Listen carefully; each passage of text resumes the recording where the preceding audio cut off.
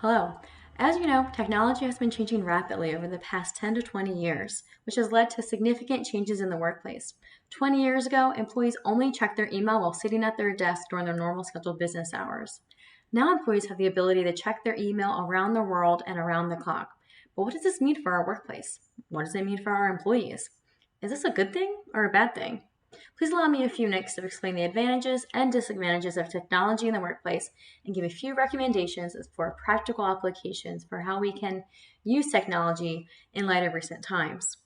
Over a year ago, when the Corona-19 virus was deemed a global pandemic, many companies, much like your own, had to pivot overnight and have their employees work from home as long as it made practical sense for their field of work. There have been some benefits to switching from working from home, such as increased productivity, cost savings for both the employees and employers, and health benefits that come from working from home, as stated in an article written by Courtney in 2021. For example, employees who work from home now have more control over their health, since they may be eating out for lunch and breakfast less, as well as not having to commute to work, which now gives them more time back into their schedules to allow them to exercise. This has led to lower levels of blood pressure, less susceptible to being depressed, as well as lower cholesterol and blood sugar. Not only does working from home increase employees' health, but it also helps us reduce our carbon footprint and decrease the possibility of automotive accidents. Additionally, this has allowed us to hire talent who are not constrained to living in one particular geographic location. In addition to these benefits, there are also some drawbacks to having employees work from home, as I'll discuss based off of an article written by Moore in 2021.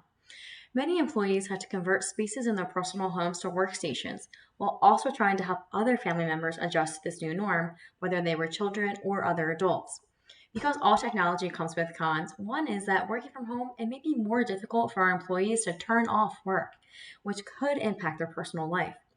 Additionally, with the loss of employee interactions, networking and ad hoc learning has decreased. So now what do we do? As we start thinking about returning to the office, how do we take what we learned and experienced over the past year and make a plan to move forward? Here are my recommendations for some practical applications we can use to help better serve our employees and our business. The first recommendation would be to allow our employees to work in the office or at home, or what we call a flexible work environment, as well as flexible work hours based off of their particular needs for either their professional or personal life. This, of course, would come with accountability and the ability to deliver results despite their work location and their work hours. If employees begin to underproduce or overproduce, that of course would lead to a conversation with their manager and coming up with a better action plan to move forward. Another recommendation I would have is to offer informal lunch and learns and optional social hours where work is not discussed, but it allows employees to connect with one another, whether they're in person or working remote, continuing to network and learn from one another. We can also start to bring people back for quarterly meetings so that we can continue to network and connect with one another while helping with our employee engagement. More impactful forever will be our leadership and how we lead in these areas and the expectations that we set for our teams. If employees see us or other folks getting ahead by working 10 to 12 hours a day or by presenting in person at the office, they're going to be more susceptible to showing up to work in person and working long hours. However, on the flip side, if we lead by example and practice what we preach, then our direct reports are going to follow. When managers intentionally connect with their direct reports in person and remote and lead by example, employees are going to be more connected and motivated in their roles to perform well. Accountability will be key with work hours, productivity, and the ability to deliver results despite their working location and hours.